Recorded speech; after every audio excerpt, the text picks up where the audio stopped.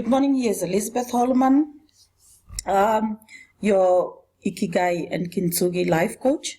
I'm also a trainer in the consumer industry, and one of the people that I train are in the customer service. Today I wanted to give you an overview about the restaurant sector, and I want to talk about the possibilities of how restaurants can promote restaurant owners can promote their business and how to attract new customers. And I'm going to focus on the corporate social responsibility side, and you're going to understand why at the end. The restaurant marketing strategies which I want to offer you today is restaurant marketing, which we all know requires planning and creative ideas.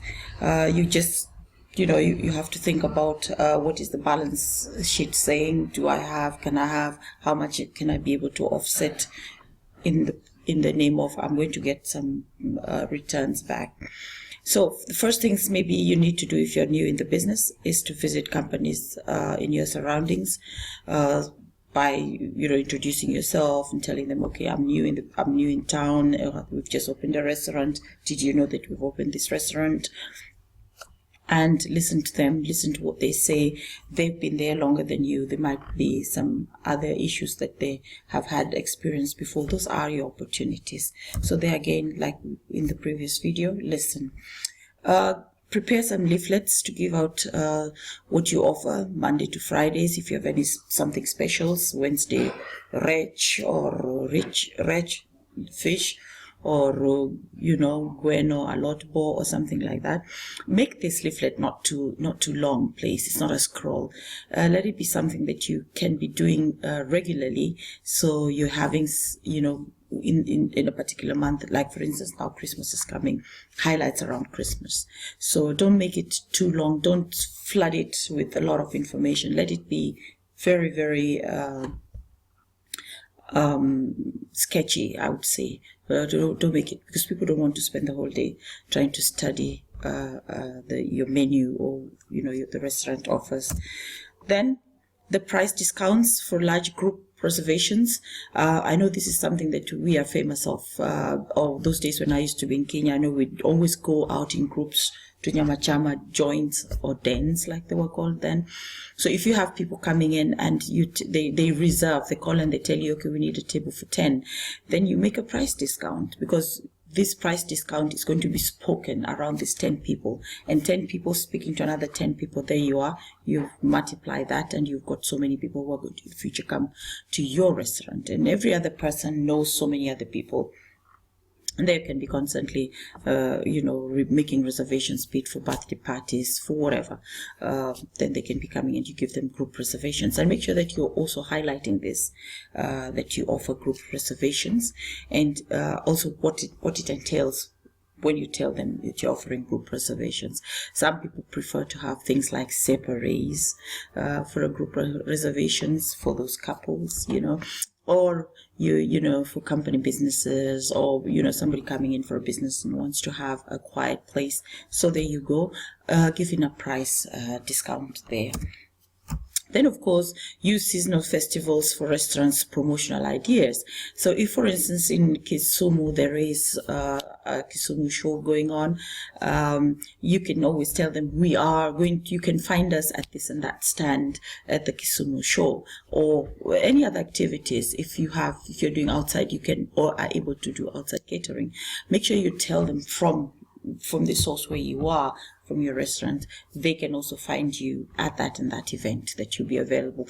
And of course, you're making offers, or if they visit, you give them a small coupon which they can go in and discount again at the Nairobi showgrounds. So that was basically the idea, on some brief ideas. Of course, I've got much more detailed ideas. But now I want to come back to the reason why I've made this video, and basically it is to support the Medical Health Project, which is a team that has come together. And I must admit, I have absolutely no words. I've seen some of the images. This little boy that had,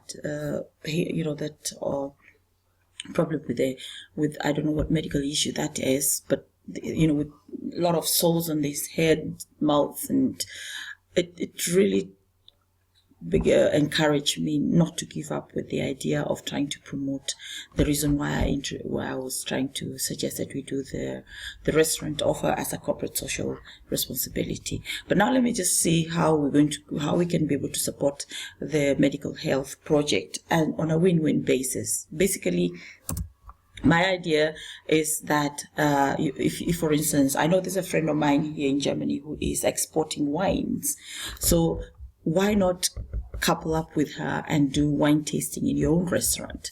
So you look at what type of foods can be offered around wine tasting. I know one of those foods are going to be cheese, and I've already read there are some people who are playing around also with the idea of manufacturing dairy products amongst them.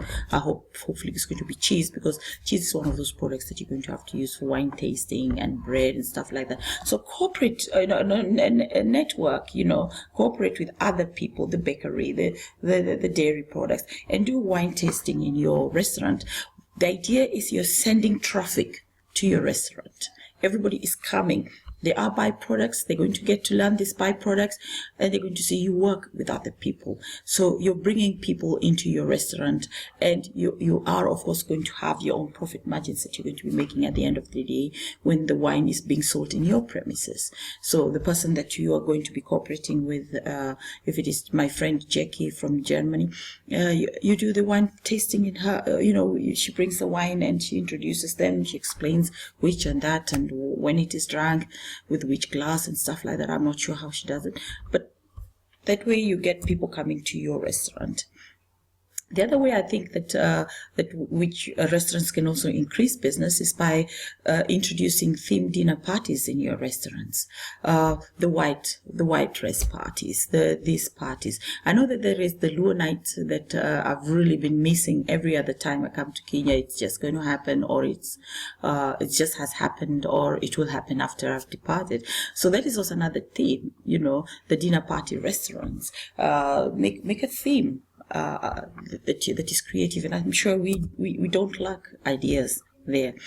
Make a food event, go in and say this road is going to be used, and get yourselves people who can complement the foods that you are selling. If, for instance, that you are specialized in selling fish or something like that, then get somebody who is doing the vegetables, the whatever. But you make a food event, and this food event is something that you can be doing annually, or you can be doing quarterly, so that it is always known there's going to be a food event.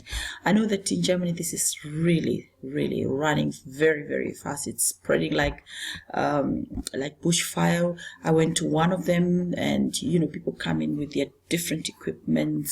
You can rent a place, a ground where you're going to be doing it, where you are organizing. So you are the ones who is going to be staging in the middle, and you decide who are going to be the participants around that. So that making a food event is something that is always profitable, a lot of work, but it's always profitable. Then participants take part in other people's events as well. Don't be the only one that people take part in your event.